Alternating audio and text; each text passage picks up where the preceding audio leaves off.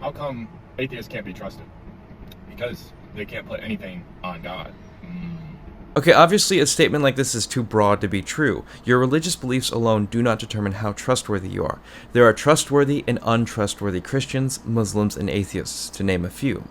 I will say, however, that generally speaking, atheists tend to be more trustworthy in the United States because it is still a Christian majority country, and for that reason, there is a greater cost and risk socially of declaring yourself as an atheist, which usually means that people who have taken the time and the risk of declaring themselves to be an atheist are people trying to be more honest than simply people who hide behind religion.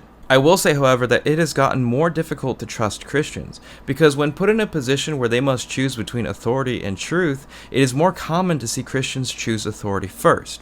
At the same time, especially in evangelical circles, if someone simply presents themselves and brands themselves as being Christian, usually just for the sake of self-enrichment, so to steal people's money under the guise of religion, there's not really any method of reprisal.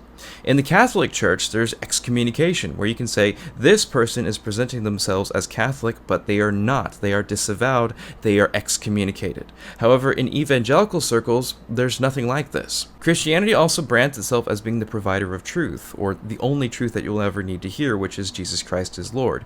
For that reason, this creates a culture that stifles curiosity, because if you have the only answer that you'll need, which is Jesus Christ, why should you concern yourself with questions? And this creates an environment that can generate untrustworthiness, because you have people who do not concern themselves with trying to learn more about things because they believe that they know everything that there is to know. The process towards uncovering truth isn't like this at all. The way that you uncover truth is by trying to destroy your beliefs until you only have what you cannot destroy left. That is how you base your beliefs. Christianity doesn't operate this way. So you see people like this original poster who just completely misrepresents atheism because he doesn't understand it. You also see Christians who attack Charles Darwin because they see him as like a Jesus Christ or Abraham-like figure, when in reality he was just a scientist who got a few things right but a lot of things wrong in the 19th century. Or you can read C.S. Lewis, where he'll say things like atheists believe that life has no meaning, which is simply not true.